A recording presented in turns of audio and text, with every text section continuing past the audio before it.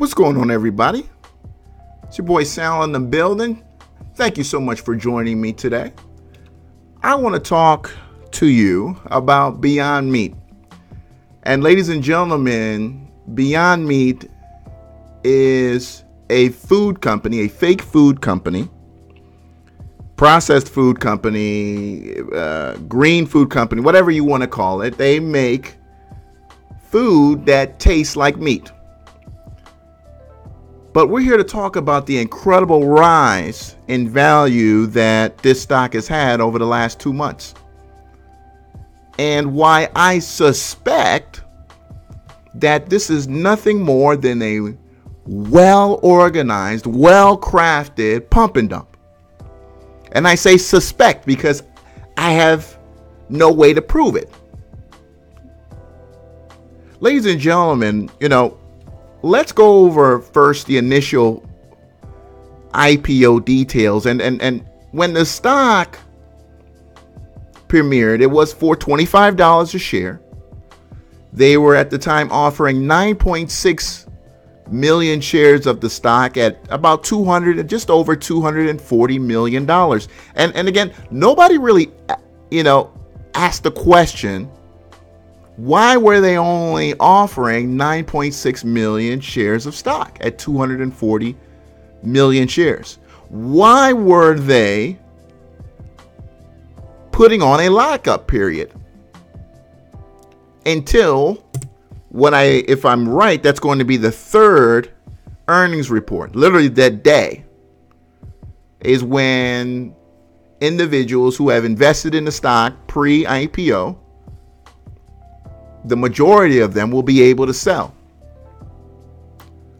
Ladies and gentlemen, what's happened to Beyond Meat since that IPO is that the stock has risen because of, basic laws of supply and demand, right? Plenty of demand, very little supply, intentionally created very little supply. So not that people, really want the stock, is just the fact that there's not much out there for you to get. All right. The stock has risen over 700%, ladies and gentlemen. 700%. Well, I'm happy to say now, after the most recent earnings report, that float will now grow by a couple million shares, 3 to be exact. And I want to propose something to you. I want to propose that this is not going to be the very first or the last offering that we will see within, in my opinion, the first 90 days. I think before the next ER, we're going to get another offering. In fact, if the stock starts to decline significantly from here, we're going to see another earnings report. See, what we saw today, ladies and gentlemen, besides the fact that the company produced an earnings report that, let's just be honest with you, wasn't that impressive. Now, impressive in terms of the size of the company minus its valuation, yes. All right. I love the increase in sales. I love that. Obviously, the company's spending a lot of money. They're losing a lot of money with the money that they're making. But when we include the valuation question, they want this earnings report was not very impressive to justify a continued rise in the stock price. I think anybody with some basic understanding of fundamentals would agree with me there. And I'm not talking as a professional, but I am talking as someone who owns a blog about investing and trading. And we were all over Beyond Meat, ladies and gentlemen. On the 25th, I wrote an article giving people this Beyond Meat trade. It was an iron condor trade that we believed that I believed that Beyond Meat would stay between the short 245 and the short strike on the put of 140. 245 to 140. And we said, hey, if we stay between 245 and 140, we're going to earn a 48% return on our investment. All right. Now, I put on just one contract here just for, illustration. But granted, in my trading account, it's a lot bigger position than that. And ladies and gentlemen, I'm happy to say that I think we're going to be in the money, ladies and gentlemen. But let me tell you something. The next day was a pretty scary day. All right. Because we were slapping those 230s. We got to 240s, almost getting to my short strike. It did scare me a little bit because I had, for a little while, I was honestly thinking that this sucker could go to 260, 270. And I think there were a lot of people who believed that this stock was going to go to 260, 270 or above, 300, 400. You can pull up the tweets. $ BYND on Twitter. All right. For those of you guys, check out my Facebook page. Go to Facebook, type in Advanced Equity Research. Please follow me. All right. I'll put the link in the description so you guys can easily get there. But we were all over that trade before the market is now looking for a trade to get in. But it was all about really capturing that implied volatility at the time that was incredible on some of these calls, right? Particularly the 200, the 210. I mean, just 200 and above, the implied, it was insane, absolutely insane before what we saw happen today. Ladies and gentlemen, when it comes to earnings reports, I don't really like to listen to the call because when you listen to the call, you miss things. I like to read the transcripts. See, because when you read the transcript, you catch things that you wouldn't catch simply listening to the trickery, the almost sorcery that some of these analysts as well as CEOs and CFOs use to downplay negative information. And one thing you notice about this Beyond Meat earnings report is really the fact that it's full of a lot of fluff. I mean, let's talk about how they basically didn't talk about any competition. I mean, they have gone out of their way to create a scenario that they have no competition. Have they ever talked about their competition? Have they talked about the fact that what they do is actually very, very easy to do? They haven't discussed that. And when you get to the question and answer segment part of the transcript, one thing you notice is, why are the questions something was just so soft about them? I just felt like they weren't getting to the nitty-gritty. They weren't really pulling out information that I think the average investor really needed to hear. Right? The questions just seem so ridiculous and dumb.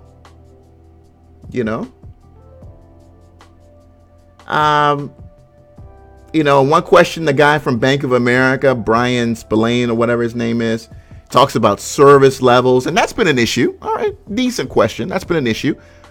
They have had a situation where the pea protein got shut down because one of their suppliers was going through some issues with the pea protein. All right, decent. That was probably the best question they got. All right. But the idea when Ken Goldman here from JP Morgan talks about the number of restaurants that are adding it to the menu, that's penny stock talk, man. And that goes to the ER earlier within the report where they talk about, we're in 50,000 plus point of sales. That's penny stock talk, man. And hey, don't get me twisted, right? I've promoted penny stocks here. That's where I started at. So I recognize that very, very clearly when I see that. You know, you can be in a million locations if nobody's buying your product. And by the way, I don't have the subscriptions necessary to some of these platforms that will provide you with the data of how much people are actually buying in terms of some of these other locations, right? And by the way, they're not giving us that information in terms of, you know, where are the sales really coming from? You know, when it comes to the distribution chain, they're not giving us that information. So you see a lot of fluff here. You see a lot of campaigning, man. So then we learn about the S1, right? We learn about the offering, which is 3 million shares, right? 3 million shares, they say at $189.28, 3.7 million shares to be exact. Total value of $707 million. Ladies and gentlemen, let's go back to where we first started at the IPO. The company themselves valued their own business at $240 million, and today the right to cash out $707 million was performed. Ladies and gentlemen, they literally cashed out nearly 3 times the value of the business. Now, I'm not mad at them. You know, if I tell you my business is $1 billion and you, the armchair pajama trader at home, value me at 14 billion, hell yeah, I'm going to cash out. We got to understand this something, ladies. I mean, really, if Beyond Meat was to close their stores right now, this would be one of the greatest returns on investment that a pre-IPO investor could ever make. Understand that. These people have made millions on millions, hundreds of millions, over 3 times, nearly 3 times, 700, but almost 3 times what was projected as their own valuation. This is incredible, ladies and gentlemen. Goes to tell you how incredible it is to live in this great country, that things like this can happen, that a company that loses money can get a valuation like this, that you can cash out. And again, as I proposed earlier, I do not believe this is the first time that this is going to happen. I suspect this is going to happen again. Now, where is the stock going to go from here? Because that's where a lot of you guys want to know. I think this stock goes a lot lower. Not only because of the 3 million shares that now gets dumped onto the market, but because now with that excess liquidity, ladies and gentlemen, the borrow cost for shorts will now decrease.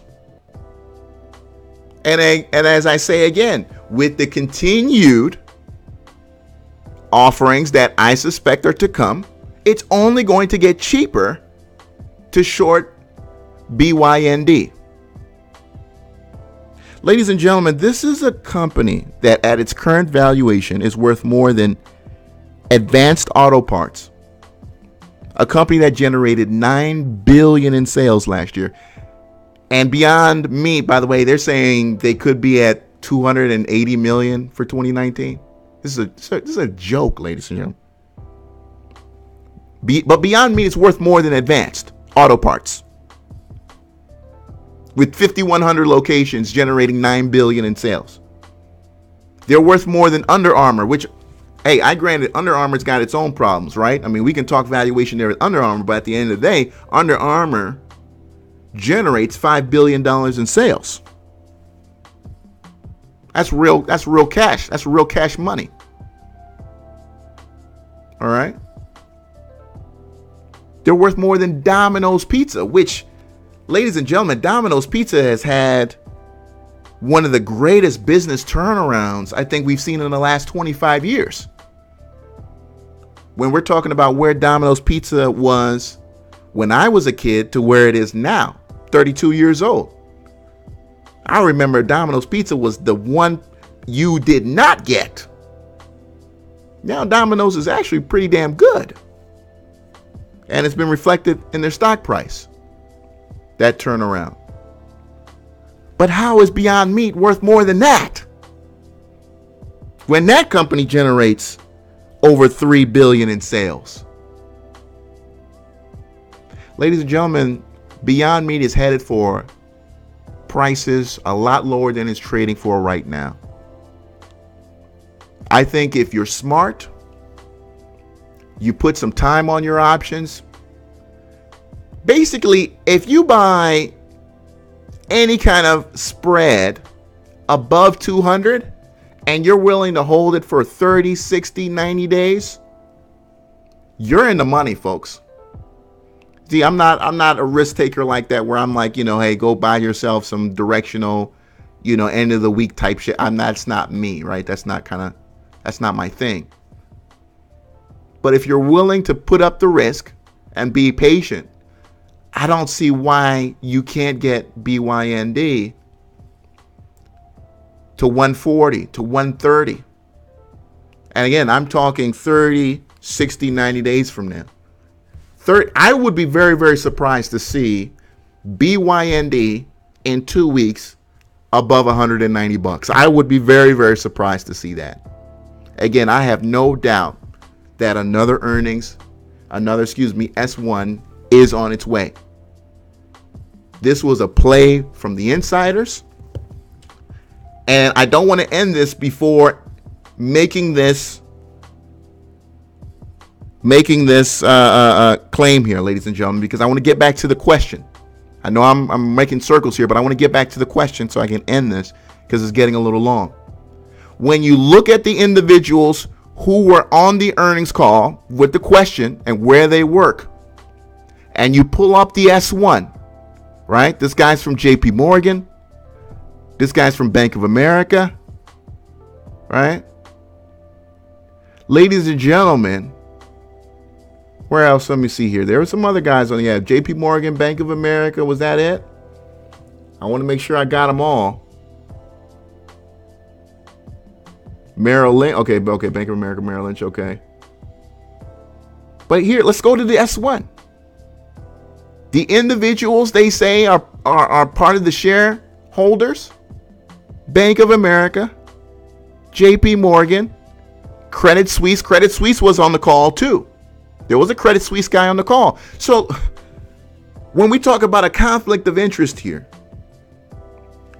the people asking these softball questions on the earnings call have a conflict of interest because they are also creating the market for the stocks. They were inside. They were part of the IPO. They were some of the biggest beneficiaries. Of course, they're not going to ask the poignant questions. Ladies and gentlemen, we've been swindled. We've been bamboozled here. And that is why I'm going to end this saying that Beyond Meat was no doubt the most impressive. And 2019 is not even over yet, but I'm already going to claim it right now.